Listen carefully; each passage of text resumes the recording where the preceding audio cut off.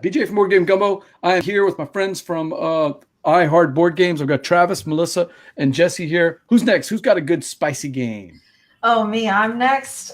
Sure. All right. Well, I kind of made two different lists because I wasn't sure if it was games of 2018 or just games we played in 2018. So I have like different options. Well, up there for me this year, and you had already mentioned it earlier. You actually said the name of it is Azul. Ah, okay. Yes, that was on my list. 2017, but close. Yeah, but, we've been playing a lot this year. That's how I did my list, not yours. I really like all the components of it, the look of it, the playthrough. I've really enjoyed playing it this year. We played it on stream multiple times. I like how it has both sides of the board where you can, design your own on the gray side or play on the other side. And I like the simplicity but complexity of like leaving somebody with things in the center, but then like hoping you get the right thing. It's like, okay, if I risk it, it might benefit me later, but you have to have a risk there at some point. So I've really enjoyed playing that one this year. And I know it's, sorry. No, I know a lot of people have enjoyed watching us play it too, or like within our board gaming group, we've gotten a lot of people to play it within our group. Yeah. So here's what I can't figure out. In our game group, we've been playing together since 2015, I think. And one of the things that doesn't get played a lot are abstract games. And yet, Azul, since I bought it and a couple other guys bought, we actually have 3 copies now in the game group. And since we bought it, it comes out almost every single Wednesday. Somebody is playing Azul, and for the life of me, I can't figure out how an abstract game has caught us. But I do notice that when I bring it out to any other groups, if I play it with my scout dads or I play with family or friends, they all pick up the game right away and they all love it. I think it's the combination of the simple play and just the fact that those tiles look so cool on the table. I think there's a Zen-like experience to doing it. There's just the way you lay them out in a circle and just sort of very quietly pick up your tiles. I think there is an almost meditative quality to that game that I do think is palatable for many different types of gamers. I think the game also doesn't punish you. Like some games do, there's always a penalty, but in Azul, you're responsible for everything that comes into your space. And so it never feels bad. Even when things fall on the floor, it never feels bad. It's because it's like, well, I did that to myself. Right. Or they did it to me. Yeah. It's never the game did it to me. Yeah. The game's always innocent in that. So regard. how mean do y'all get in Azul? Because it could be a pretty mean game if you play. I've actually noticed that I've been more willing to take the first player -1.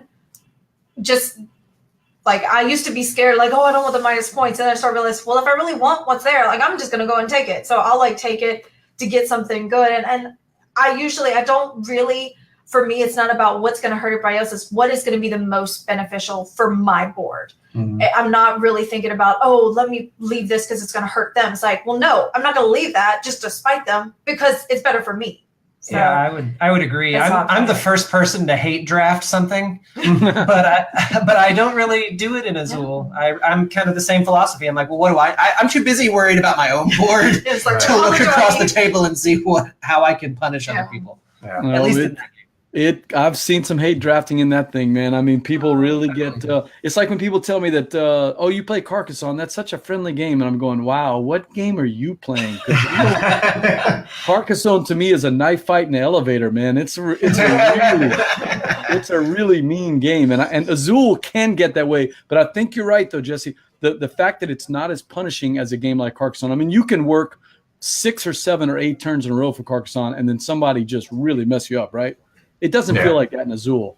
Yeah, you throw some things on the floor and you just start over the next round. And perhaps you see it coming as it goes around the table. You see what's going to happen. Everyone see that big pile of red? Yeah. There's like 6 red, and who's going to be the last person that has to take them all? Yeah. And it's everyone else's fault, not the game. So the game is innocent. Everyone likes it. So Melissa, you mentioned the backside of the board. I've only played the backside of the board once. I enjoyed it, but I've never felt the need to play it. Am I missing out?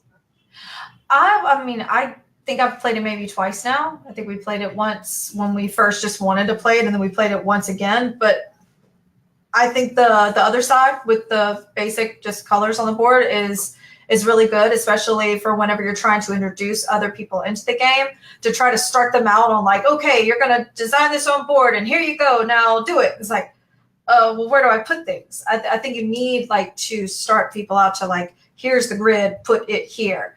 So I think if you just want a little extra challenge, the gray side is good for challenging yourself to try to design your own. But the other side is just as good. Yeah, it's not for everyone. But for someone looking for a deeper experience in Azul, that's a good thing to try. I mean, it's nice that they included it. They didn't have to.